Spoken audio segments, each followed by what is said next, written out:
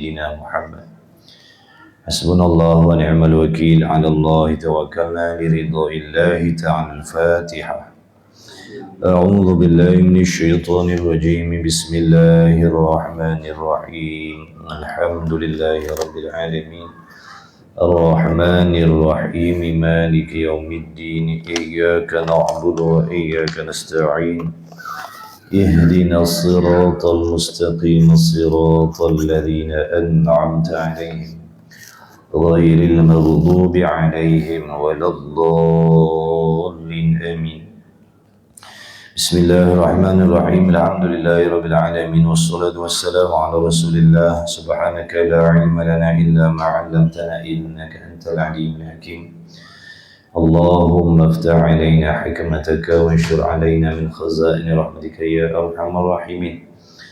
ربنا زدنا علما وفهما يا كاشف المشكلات، اكشف الحجب عن وجوه هذه المعاني حتى نطلع على خفيات هذه المسائل، واحفظنا من الخطأ والضلال، فأنت موفق كل أمر وأنت علام الغيوب برحمتك يا أرحم الراحمين. وهب لنا يا وهاب علما وحكمة للرزق يا رزاق، كلنا مسهلا والخير يا فتاح، فافتح لنا بالهدى وبالعلم كلنا يا عليم مفضلا. اللهم علمنا ما جهلنا وذكرنا ما نسينا. اللهم اجعل أعمالنا خالصة لوجهك الكريم، وصلى الله على سيدنا محمد وعلى آله وصحبه وبارك وسلم. الحمد لله رب العالمين، آمين يا رب العالمين. أما بعد، والسلام عليكم ورحمة الله وبركاته. Hadirin hadirat rahimakumullah, para muhibbin yang dikasihi lagi dimuliakan oleh Allah Subhanahu wa taala. Segala puji bagi Allah, Zat yang Maha Suci dari sebarang kekurangan, yang bersifat dengan segala sifat kesempurnaan, yang mempertemukan kita pada saat ini di dalam majlis ilmu. Diharapkan para muhibbin yang sedang mengikuti majlis ilmu pada ketika ini dengan rahmat dan ridha Allah Subhanahu wa taala, insya-Allah sama-sama kita menghadirkan niat yang baik serta menjaga adab dan akhlak kita di dalam majlis ilmu yang zahir dan yang batin. Mudah-mudahan Allah merezekikan kepada kita ilmu yang bermanfaat. Amin ya rabbal alamin. Sambungan kitab Munyatul Musalli. Alhamdulillah. Muka surat 59. Kitab saya muka surat apa? 207. Terima kasih Encik. Alhamdulillah. La haula wala quwwata. Bismillahirrahmanirrahim. Qala al-muallifu rahimahullahu ta'ala wa nafa'ana wa iyyakum bi'ulumihi wa bi'ulumi masyayikhina fid daraini, amin ya rabbal alamin. Adapun kesempurnaan salam itu bahawa engkau musalli salamkan, yakni engkau memberi salam dengan sempurna, bahawa ada ia salam serta niat yang sebenarnya, dan salam engkau itu akan orang yang ada pada kanan engkau, yakni daripada malaikat dan mukminin, jin dan ins, yakni manusia, demikian lagi pada kiri. Jadi kesempurnaan memberi salam, yang dimaksudkan di sini salam bukan memberi salam di luar solat, salam dalam solat. Memberi salam pada kali yang pertama itu hukumnya wajib. Memberi salam itu adalah rukun sembahyang. Maka mengucapkan salam Assalamualaikum itu adalah merupakan rukun qauli. Ini rukun qauli, memberi salam itu yang pertama.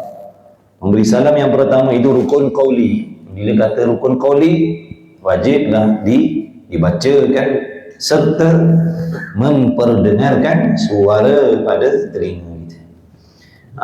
Seandainya salam yang pertama itu dibacakan dengan tidak mendengarkan suara pada telinga kita, maka tidak sahlah.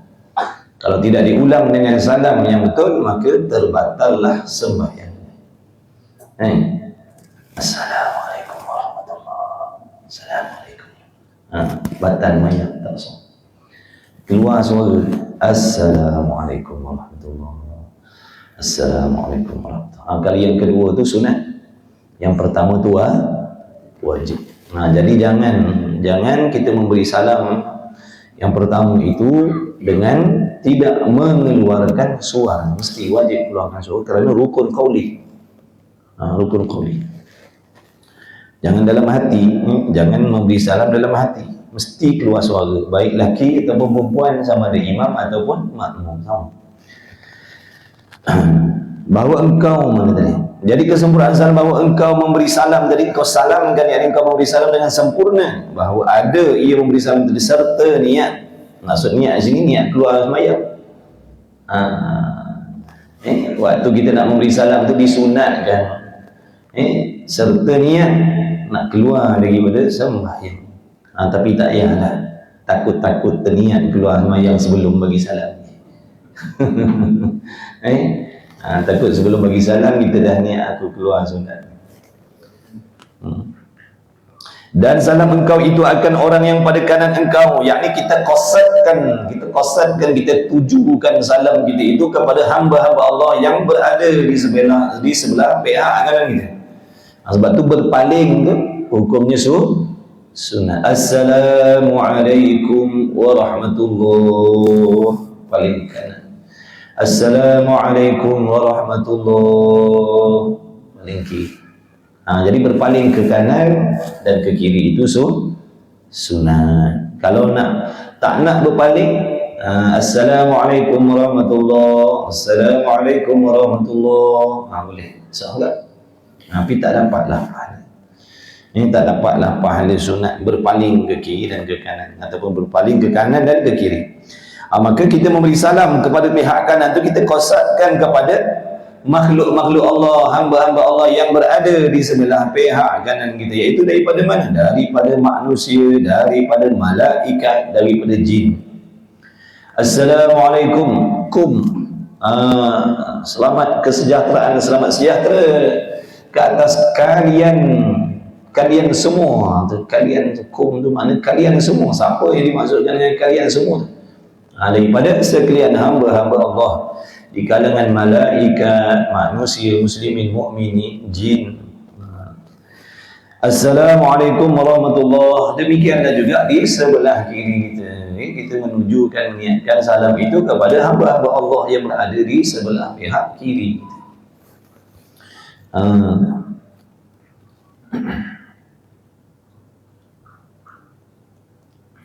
Adapun kesempurnaan ikhlas itu, apa maksud ikhlas?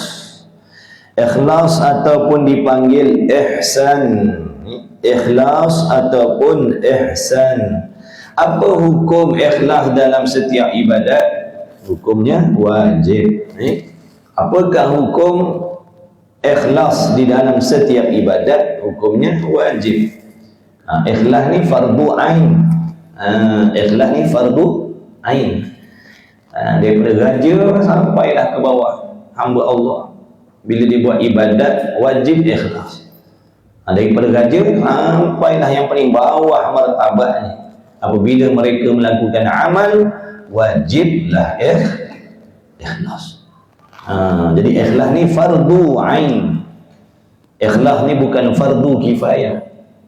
Setiap orang kalau ada 5 juta wajib ikhlas. Kalau ada 23 juta orang wajib ikhlas. Sekampung wajib ikhlas dalam ibadat. Setaman wajib ikhlas dalam ibadat. Kita tak boleh solat, contohnya solat imam sahaja ikhlas, kita makmum riya, ujub, takabur dan sebagainya dalam ibadah. Tak boleh. Sebab ikhlas itu fardu ain. Fardu ain. Kita tak boleh kata saya tak payahlah ikhlas, Sebab apa? Imam dah ikhlas. Tak boleh lah. Wajib ikhlas. Ikhlas ni macam mana nak menghasilkan ikhlas? Adakah ikhlas ni sesuatu perkara yang datang dengan sendiri? Ikhlas ni wajib dicari, wajib diusahakan, iaitu dengan mempelajari ilmu yang membawa kita kepada ikhlas, iaitu ilmu tasawuf. Ikhlas tu apa? Melakukan amal ibadat semata-mata untuk mencari keredaan Allah. Wajib dibersihkan hati daripada tujuan-tujuan yang selain daripada Allah. Jangan ada syirik khafi di dalam hati kita, di dalam apa sahaja amal ibadat yang kita buat.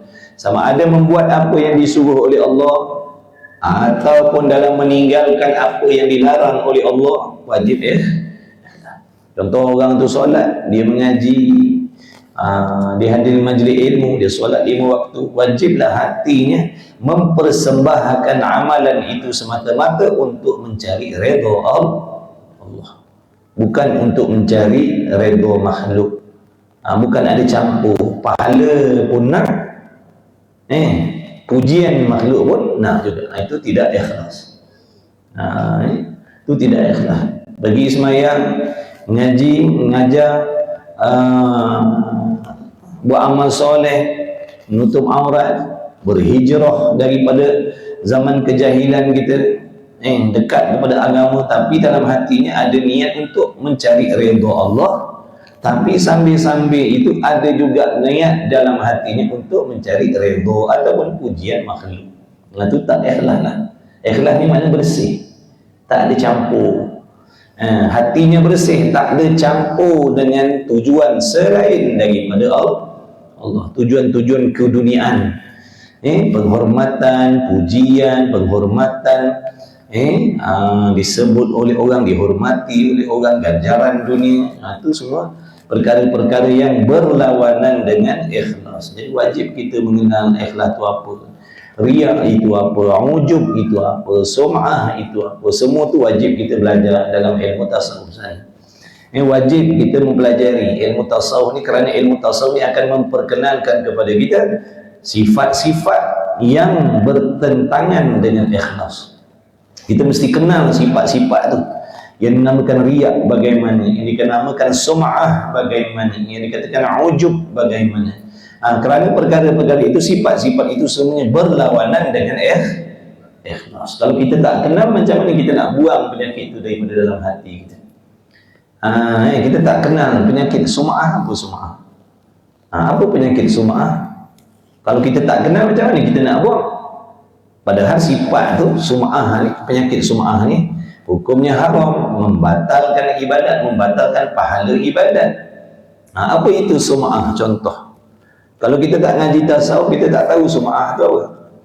Sum'ah ni perasaan kita tertunggu-tunggu, ternanti-nanti puji-pujian daripada mulut orang. Kita nak dengar orang cerita tentang kebaikan yang kita buat. Contohnya, kita dah buat amal, satu jenis amal, hati kita belum puas selagi tidak mendengar manusia bertanya tentang perkara itu. Contoh malam ni saya buat amal kebaikan, saya derma lah, contoh malam ni saya menderma, tapi selepas saya derma tu, saya tak puas hati lagi, saya tak berasa puas lagi dengan derma saya, kerana tak ada orang yang tanya khabar. Saya tunggu-tunggu bila orang nak tanya aku pasal derma tadi. Pergi kedai kopi kat luar tu saja buat-buat, kalau konon nak jumpa kawan, tak, padahal nak ada tak kawan tanya. Pergi duduk minum 2-3 gelas order, tak ada tanya. Pergi kedai lain pula, agak-agak kawan kat kedai tu lah tanya. Dia tertunggu-tunggu, ternanti-nanti bila orang nak sebut pasal derma tadi. Tiba-tiba selisih, duit nak balik, selisih dengan seorang kawan dia. Dari mana? Orang tak ada minum lah. Semalam dengar kau ada buat ada buat derma kata. Bau sendawa gini. Dah dapat dah apa yang kita nak. Faham tak tu? Itu namanya penyakit sum'ah. Dan nanti dia tunggu-tunggu orang tanya, orang cakap tentang amal soleh yang kita buat. Walaupun tak ada seorang pun yang cakap, walaupun tak ada seorang pun yang bertanya, tetap hukumnya haram. Itu namanya penyakit sum'ah. Kita ingat, kalau kita tak belajar, kita ingat tu perasaan biasa. Kalau kita tak belajar, kita ingat tu perasaan biasa. Rupanya itu penyakit hati, sifat madhmumah, sifat yang dibenci oleh Allah. Riak lain, sum'ah lain, takabur lain. Jadi wajib kita belajar ilmu tasawuf tu. Nanti dalam ilmu tasawuf dia akan memperkenalkan sifat-sifat tu supaya kita kenal, jumpa, cari dan boleh rawat hati kita daripada penyakit-penyakit tersebut. Wajib dibuang. Sum'ah, ujub, riak, takabur dan sebagainya itu adalah sifat yang haram ada di dalam hati. Haram simpan, wajib buang. Wajib buang. Baik, kemudian katanya musannif lagi, bahawa engkau tuntut mana tadi? Adapun kesempurnaan ikhlas itu, ataupun kata ulama, ikhlas ni ihsan, berbuat baik, berbuat amal seolah-olah kita melihat Allah, seolah-olah melihat Allah. Itu pangkat yang tinggi. Melihat dengan mata hati maksudnya. Hamba melakukan amal, keadaan dan kelakuan dia melakukan amal ni seperti seolah-olah macam dia melihat Allah. Siapa dia? Allah ni Tuhan yang maha hebat, yang maha mengetahui, yang maha mendengar, yang maha kuasa, yang maha gagah. Bagaimana keadaan? Contoh, macam mana contoh? Kita buat contoh perbandingan untuk mendekatkan faham maksud ihsan tadi tu. Maksud yang pertama tadi, seolah-olah kita bekerja, kita sedang bekerja dalam keadaan kita sedar dan kita tahu, seolah-olah kita nampak sambil-sambil kita buat kerja tu, sambil-sambil kita nampak majikan ada depan mata kita. Dan majikan ni tadi pula bukan sekadar namanya kita tahu, sifat dia pun kita tahu. Garangnya, tegasnya, begini dan begitu. Waktu sambil-sambil buat kerja, dia ada depan mata kita. Macam mana cara kita buat kerja? Nak main-main tak? Tak berani kita, betul? Sebab nampak majikan ada. Jadi hamba tu tadi ataupun pekerja tadi, dia akan melakukan pekerjaan sehabis baik. Dia akan cuba membuat tugasan dia seperti yang disuruh oleh majikan tadi. Sebab dia tengah tengok, nampak majikan depan mata, dengan berhati, dia buat kerja, mata pun tak berkelip, takut. Tak berkelip mata, takut. Tu. Jadi hamba yang ikhlas ni atau ihsan ni, dia melakukan amal seolah-olah macam dia melihat Allah, macam dapat tengok Tuhan. Pada pihak takut dan gerunnya, hati-hatinya, waspadanya. Macam mana yang Allah suruh dia usaha buat begitulah zahirnya. Kemudian kelakuan hatinya bagaimana pula? Apa yang Allah perintahkan di dalam hati setiap kali melakukan amal, bagaimana yang Allah suruh? Waktu buat amal, hati kena macam mana? Dia cuba dapatkan, dia cuba usahakan benda-benda tu. Kerana takut seandainya tidak dapat melaksanakan seperti yang disuruh oleh Allah zahir dan batin, dia akan dimurkai ataupun diambil tindakan oleh Allah. Akibatnya hamba tadi akan bersungguh-sungguh melakukan amal tadi mengikut syarat-syarat dan rukun-rukun yang zahir ataupun yang batin. Tu ihsan tadi. Ataupun yang kedua, seseorang hamba itu melakukan amal seperti dalam keadaan dia yakin dia sedang sentiasa diperhatikan oleh Allah zahir maupun batinnya. Itu martabat yang kedua. Martabat yang kedua macam kita orang awam ni, setiap kali amal hendaklah kita sedar, tahu, yakin bahwasanya kita sentiasa dilihat oleh Allah, diperhatikan oleh Allah, diketahui oleh Allah keadaan kelakuan zahir maupun batin kita. Jadi kita wajiblah menunaikan ibadat tadi seperti yang Allah suruh. Contoh kalau solat, cukup syaratnya, cukup rukunnya, adab sopannya. Bukan tu saja, hatinya pun dipastikan tidak ada benda yang dibenci oleh Allah. Kita sedang mengaji ni ibadat. Jadi orang yang ada ihsan, dia merasakan dia sedang diperhati oleh Allah. Dia yakin yang dia sedang diperhati oleh Allah zahir dan batin. Maka dia menjaga adab yang zahir dan adab yang batin. Adab yang batin mana? Rendah diri.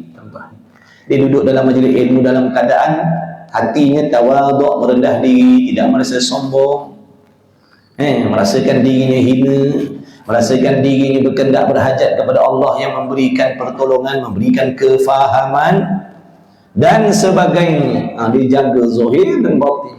Tidak ada penyakit ujub, riak, takabur, sum'ah. Dia tak berani nak hadirkan perasaan-perasaan agar dipuji oleh makhluk, disanjung oleh makhluk, dihormati oleh makhluk dan sebagainya, kerana dia yakin apa yang terlintas bermain-main di dalam hatinya juga tetap diketahui oleh Allah dan diambil tindakan nanti oleh Allah. Dia akan jaga ini.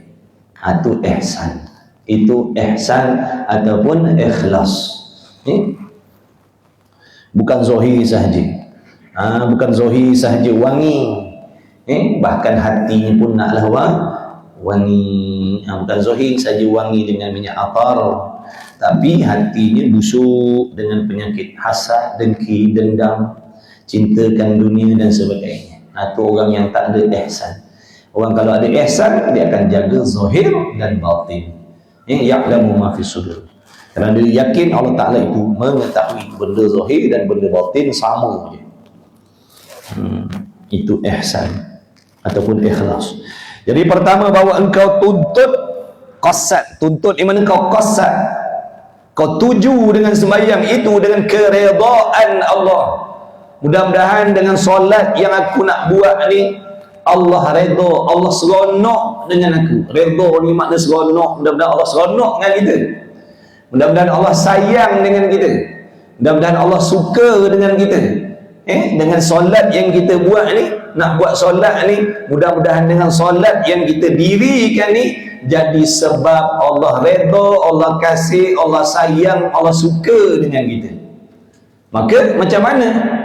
Kalau betul-betul nak mendapatkan kesukaan Allah, kenalah ikut apa yang Allah perintah. Kalau kita solat dalam keadaan hati kita tadi ada sum'ah, dapat tak redha? Nampak tak? Walaupun zahirnya bagus dah. Zahirnya bagus dah, pakaiannya bersih, ikut sunnah dan sebagainya, minyak wanginya dan sebagainya, bacaannya sedap dan sebagainya. Tapi hatinya ada penyakit sum'ah ataupun riya contohnya. Ataupun dalam hatinya masih lagi ada dengki dengan manusia. Dia bawa penyakit-penyakit itu menghadap Allah dalam sembahyang. Adakah orang yang macam ni dapat redha Allah? Dapat tak? Tak dapat. Tak dapat. Kerana apa? Dia hanya menurut perintah Allah yang zahir sahaja. Padahal hatinya melanggar perintah Allah. Sebab tu solat ni sebenarnya ibadat yang nak mendidik, yang nak mengajar kita supaya menjadi hamba yang bersih zahir dan batin. Zahir dan batin. Zahirnya bersih daripada najis-najis yang tidak dimaafkan, bahkan hatinya pun bersih daripada sifat-sifat yang diharamkan oleh Allah. Lepas tu cuba kita tengok, cuba kita telik solat kita macam mana. Boleh jadi zahirnya dah ikut, boleh jadi zahirnya dah ikut pun wallahu a'lam. Hati itu masih lagi solat dalam keadaan hati kita berdendam dengan orang lain. Betul tidak? Betul ke tidak? Dah, macam mana kita nak dapat redha Allah? Macam mana nak dapat redha Allah? Allah suruh solat seperti Nabi solat. Nabi SAW kata apa? Sallu kama ra'aitumuni usolli. Taklah kamu solat seperti mana yang kamu tahu aku solat. Macam mana Nabi solat? Adakah Nabi solat dalam keadaan hatinya berlumur dengan dosa? Adakah Nabi solat dalam keadaan hatinya berlumur dengan penyakit-penyakit? Yang kita tahu macam mana? Kita kata kita dah belajar. Nabi solat macam mana? Adakah Nabi solat dalam keadaan hatinya berdendam dengan manusia? Tak. Tapi kita solat bawa dan betul ke tidak? Tak nak ngaku. Ada lagi tidak orang yang kita tak maafkan? Itu namanya itu namanya dendam. Ada lagi orang yang kita tak maafkan. Bawa dalam solat. Adakah Allah tak tahu? Adakah Allah tak tahu? Tahu. Kita solat nak apa? Nak Allah raya. Tapi dalam solat kita buat benda yang Allah tak raya. Itu tujuan kita belajar mengaji, supaya kita faham solat itu apa. Adakah sekadar buat asalkan masuk waktu semayang, sewaktu semayang, sewaktu semayang. Tapi kita tak tahu solat yang bagaimana yang sebenarnya Allah suruh. Kena usaha. Ni kita dah belajar. Apa tujuan kita belajar? Nak baiki solat. Ni sedang nak baiki ni. Boleh jadi sebelum ni kita tak tahu. Boleh jadi sebelum ni kita tak faham. Boleh jadi sebelum ni yang kita faham zahirnya mesti bersih daripada najis.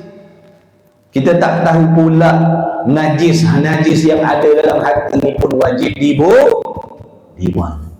Maka mulai ni baikilah solat itu semua.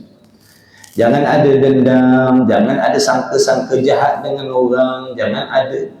Mana sifat-sifat mazmumah tadi kena buang dalam hati kita. Jangan bawa dalam solat kita. Kena bersihkan. Bukan suruh letak tepi. Bukan suruh letak tepi sekejap. Nanti lepas bagi salam ambil balik. Buang terus. Jadi solat ni nak mendidik kita menjadi umat Islam yang bersih zahir dan batin ni. Solat. Jadi bagaimana kita nak mendapat redha Allah? Sebab tu yang pertama, bahawa ada pun kesempurnaan ikhlas itu 3 perkara. Bahawa engkau tuntut, yang kau nak cari dengan sembahyang kau tu adalah nak cari redha Allah.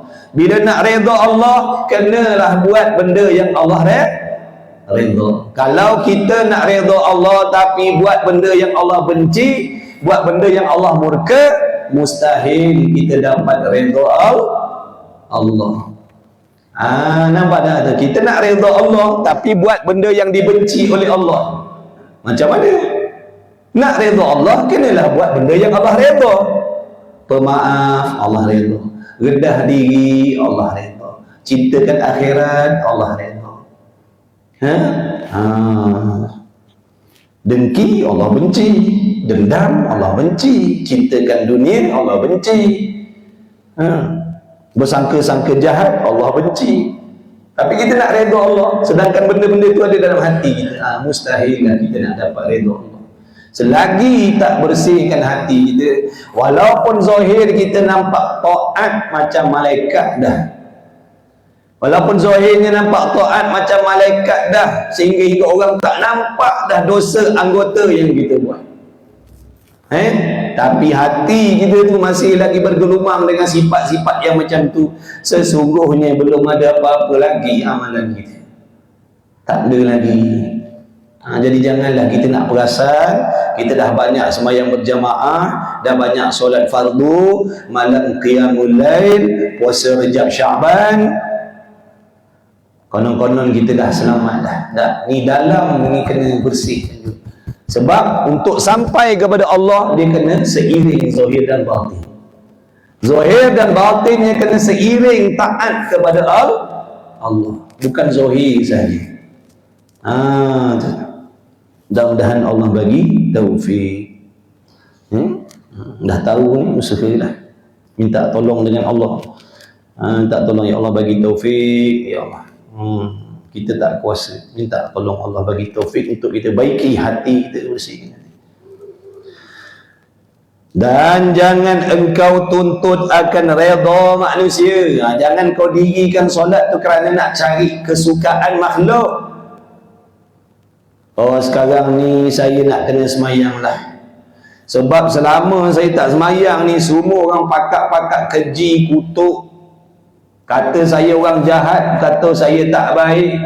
Jadi mulai hari ni saya nak solat, mudah-mudahan orang suka dengan saya.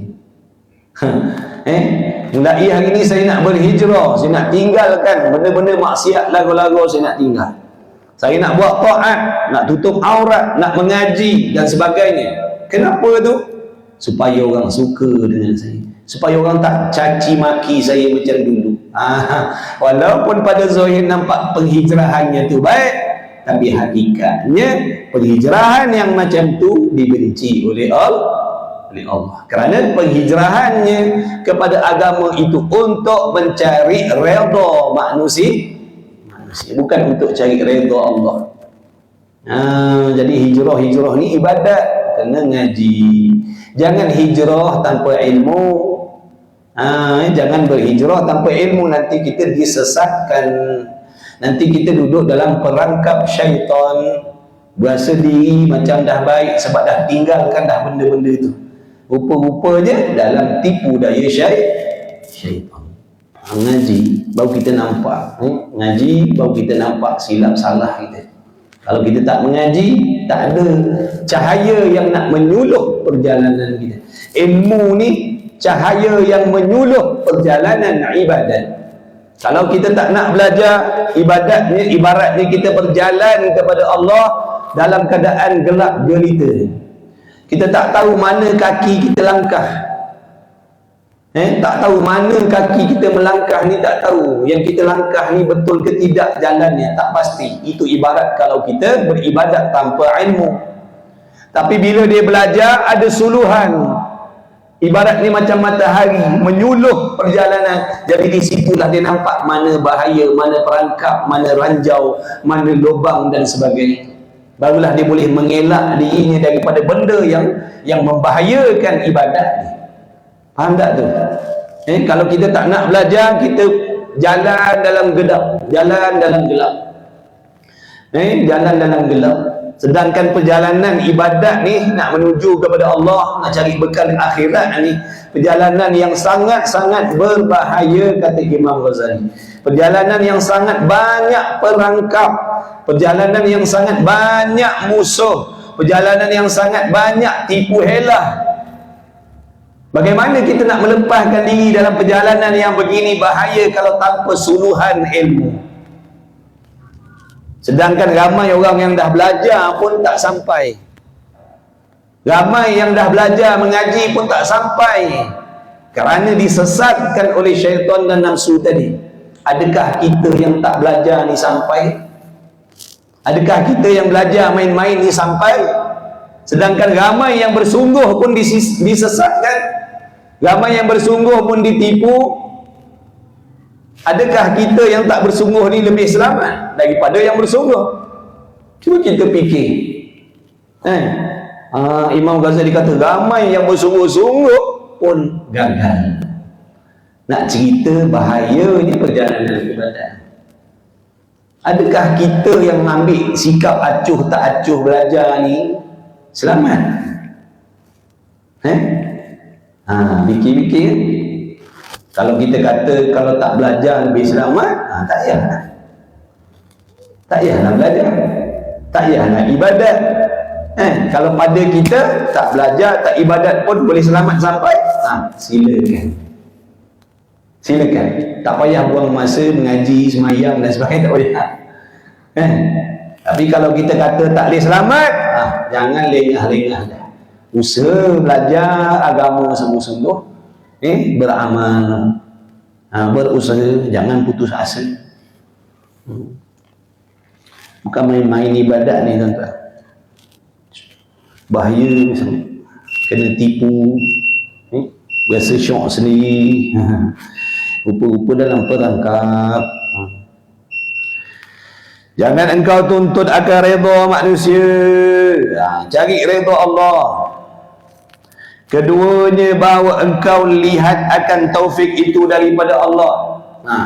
Sedar bahawasanya diri kita boleh melakukan ibadat solat ni, zahir batinnya, awal akhirnya, semata-mata taufik, bantuan, pertolongan Allah. Daripada tergeraknya hati kita nak semayang, sampailah bergerak tubuh badan kita nak semayang. Daripada A to Z kita boleh buat benda-benda yang meluluskan solat, daripada mandi wajib, ambil wuduk, cuci pakaian dan sebagainya lah, nak melengkapkan segala syarat dan rukun-rukun solat, hinggalah memberi salam solat. Kena ingat semuanya itu adalah pertolongan Allah. Kita semayang, kita berdiri, sebelum kita solat kena ada syarat dulu, betul? Kalau tak cukup syarat, tak sah solat. Jadi nak mendapatkan, nak melengkapkan syarat-syarat sah semayang tu, perlukan pertolongan Allah. Tanpa pertolongan Allah, kita mustahil dapat mencukupkan, melengkapkan syarat-syarat sah semayang. Kemudian dalam solat tu pula nak kena ada rukun. Macam mana nak mendirikan rukun-rukun tadi kalau tak ditolong oleh Allah? Kita bergerak diam ni, adakah kita boleh bergerak dan diam tanpa pertolongan Allah? Tu pun suara kita lebih oh dia ada cut off kan? Ada cut off kan? Oh macam motor juga. Wah, tak memang suara kita macam tu. Jadi kita terus slow sikit lah blow minyak sebab biasa buat laju, jarang buat perlahan. Macam mana nak cakap perlahan tu, dah biasa, dia dah biasa buat laju, buat perlahan dia tak kerti. Tapi kita cubalah. Mana tadi? Maksudnya kita kena sedar, kena ingat dalam hati kita, walaupun pada zahir nampak kita yang melaksanakan amal solat tadi daripada A to Z, zahirnya, tapi pada hakikatnya segala-galanya itu anugerah, pertolongan, hadiah daripada Allah. Boleh tak terdetik hati kita nak solat kalau Allah tak detikkan hati nak solat? Boleh. Tak boleh. Nak solat lah. Tak boleh kalau Allah tak tolong tu. Nampak tak? Lepas tu nak mencukupkan syarat-syarat tadi. Nak pergi ambil wuduk. Boleh ambil wuduk kalau Tuhan tak tolong. Guna air siapa? Nampak tak? Makna hati kena ingat, semuanya taufik Engkau ya Allah. Mustahil aku boleh mendirikan solat kalau bukan dengan pertolongan Kau. Jadi dalam hati kena ingat kita, supaya kita merasa, bahkan yakin, kita ni hamba yang senantiasa bergantung dengan Allah. Gantung dengan Allah. Kita mustahil kita boleh buat apa yang Allah suruh kalau Allah tak tolong kita zahir batin. Mustahil kita boleh tinggalkan benda haram kalau Allah tak tolong kita zahir batin. Maka begitulah sepatutnya perkara yang ada di dalam hati kita, di dalam solat, bahkan di dalam setiap amalan kita. Bukan solat je, sama macam sekarang yang ngaji ni. Ingat ni semua anugerah Allah. Kita boleh mendengar ni. Siapa yang memperdengarkan suara ni? Allah. Siapa yang memperlihatkan mata kita ni? Boleh tengok kita, boleh tengok jalan nak ke surau? Allah. Tanpa udara yang diberi oleh Allah, boleh kita ke sini? Mustahil. Tanpa akal yang Allah bagi, bolehkah kita nak memahami apa yang disampaikan? Mustahil. Nampak tak? Segala-galanya itu nikmat, bantuan, pertolongan Allah. Dia suruh beribadat, Dia tolong kita beribadat, Dia bayar dengan bayaran yang tidak berkesudahan di hari kiamat besok. Itulah dia ni, Maha Pemurahnya Allah, Maha Pengasih Penyayangnya Allah atas diri kita. Ya, supaya kita nampak ya Allah betapa banyaknya bantuan dan pertolongan Allah. Jadi jangan berasa kita boleh ibadat ni sebab kehebatan ilmu kita. Baik kalau kita kata sebab kehebatan ilmu kita, mana datang ilmu tu? Mana datang ilmu kefahaman nak solat tadi? Ambil mana? Bancuh sendiri. Ilmu tu tadi bancuh sendiri ke macam mana? Allah bagi ilmu, Allah yang bagi ilmu, Allah yang bagi faham. Kalau kita Allah tak bagi ilmu, tak bagi faham, macam mana kita nak melakukan solat kalau kita tidak diberi kefahaman oleh Allah? Sebab tu kata awliya illahi salihin, kata wali-wali Allah, kenapa nak minta lagi balasan daripada Allah, sedangkan kita boleh buat ibadat ni pun hadiah daripada Allah dah. Hadiah daripada Allah dah. Allah tolong dah kita beribadat. Nak upah apa lagi? Ni orang-orang yang martabat dia tinggi-tinggi itulah. Sebab tu mereka tak pandang pahala. Kita jangan, kita orang awam ni kena pandang pahala. Baru rajin nak buat ibadat. Masuk dalam kategori ikhlas juga. Tu cuma nak cerita orang tingkatan orang universiti tu. Orang universiti, orang dewasa dalam ibadat dia gitu. Dia tak pandangkan pahala. Yang dia nak redha Allah saja. Dia tak harapkan upah. Bagi tak bagi itu urusan Allah. Allah dah tolong dia buat ibadat pun dah syukur sangat-sangat. Ibaratnya gini, kereta saya rosak kat depan tu, tiba-tiba Alif datang tolong. Daripada A to Z, Alif tolong selesaikan sehingga saya boleh balik dengan selamat. Adakah perlu saya minta kepada Alif upah? Sedangkan yang menolong kereta saya, masalah kereta saya rosak tadi, Alif yang tolong. Daripada A to Z, Alif yang tolong. Saya tak ada buat apa-apa, Alif yang tolong. Bila Alif dah selesai, Ustaz, beres dah, kereta beres dah. Alif sebelum balik ni, upah Alif. Alif mengatakan kepada apa pula? Aku yang tolong dia tadi. Kenapa pula diminta upah? Jadi seolah-olah macam itulah pandangan orang-orang tu. Kenapa nakkan upah lagi? Sedangkan yang menolong kita beribadat ni Allah. Tu orang dewasa. Kita kanak-kanak dalam ibadat ni tak salah nak minta upah. Dah budak-budak tak reti lagi. Dah budak, basikal dia rosak, kita tolong. Dah tolong, pakcik duit nak beli aiskrim. Nak kata apa budak-budak, nak marah tak boleh. Budak-budak kan. Jadi di peringkat ibadat ni gitu. Ada yang kanak-kanak kebudak-budakan dalam ibadat, ada yang dah dewasa dalam ibadat. Kena saling hormat menghormati.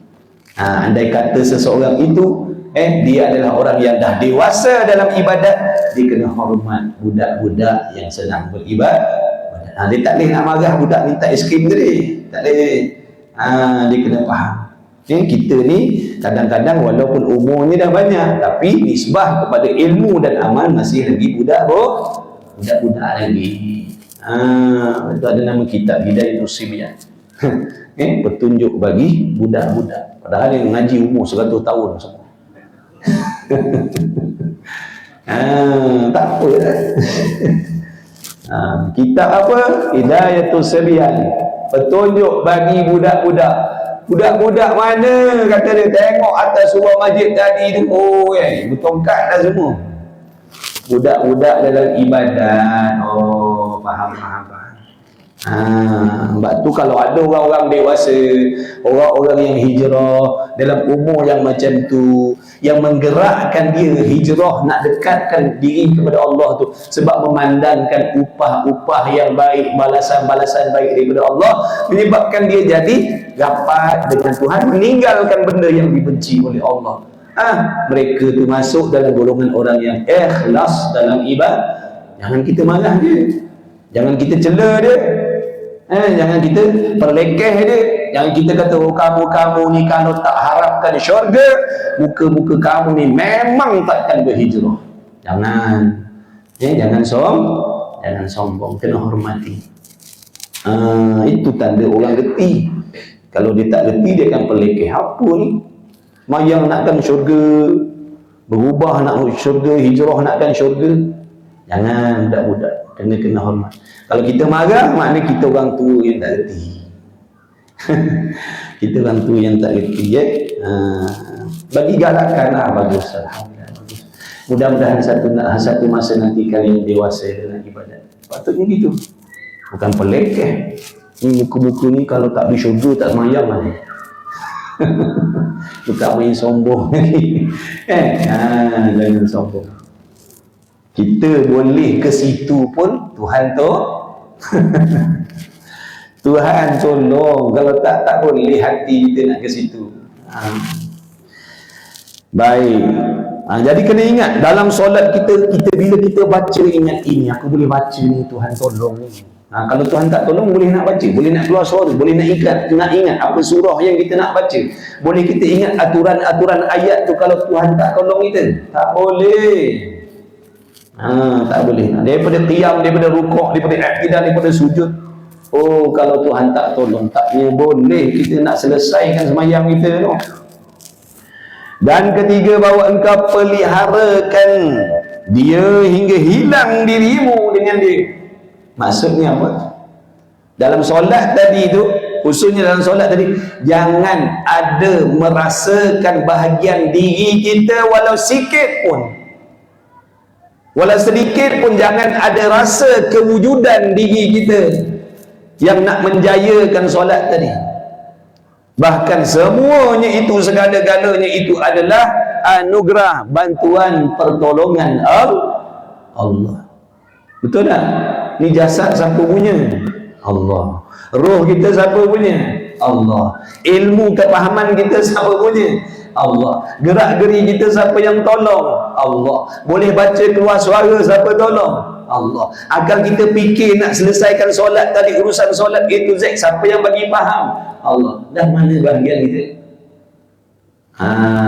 Hatinya ingat gitu.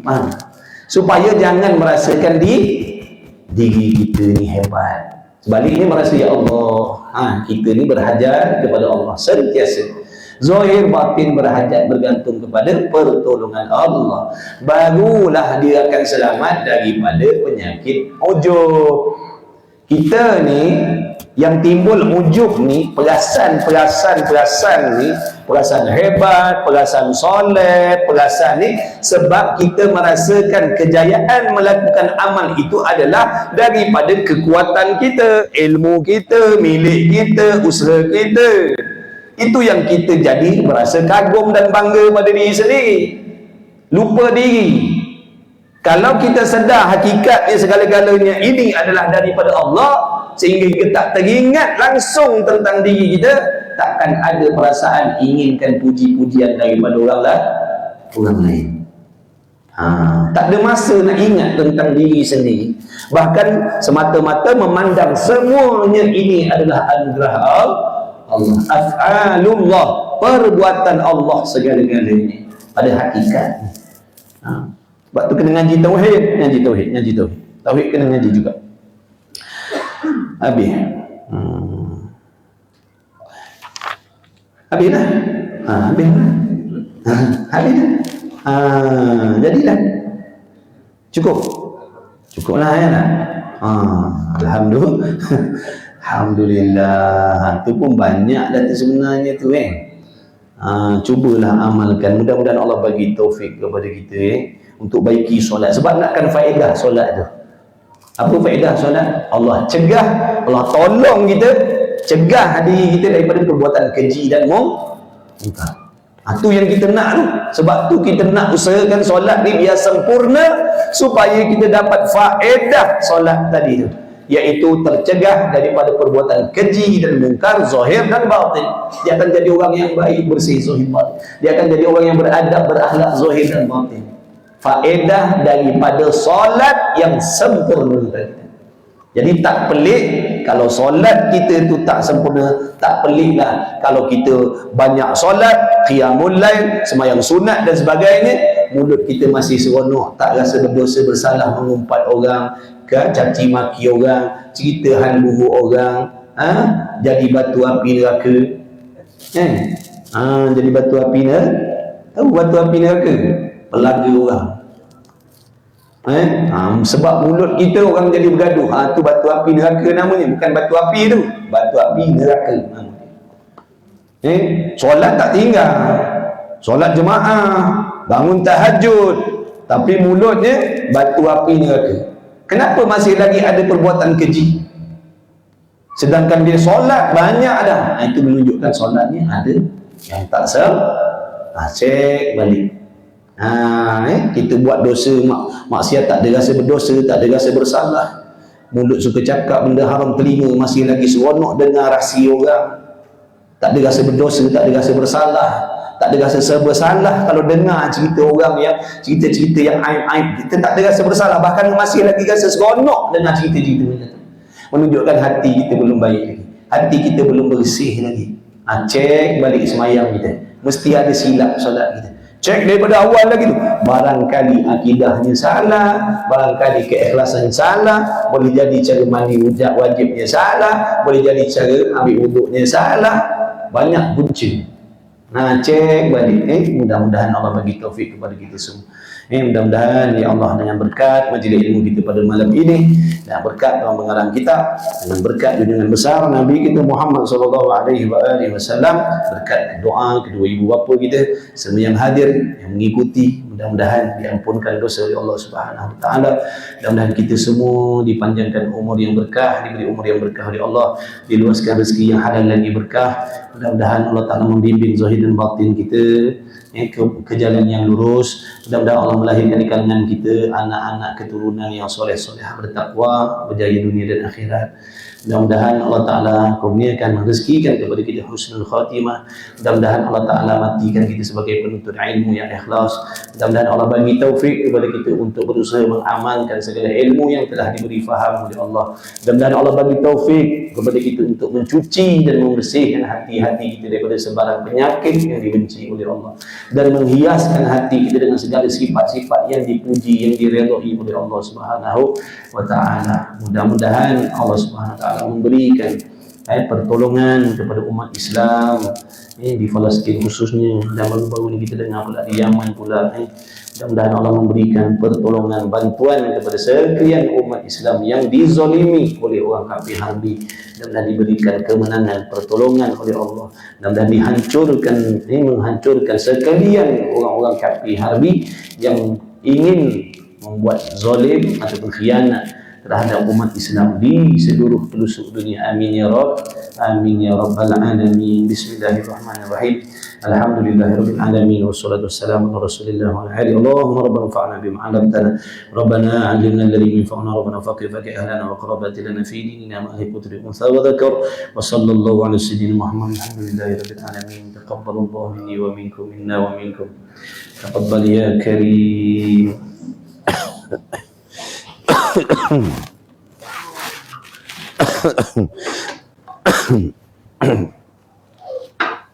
Astaghfirullah.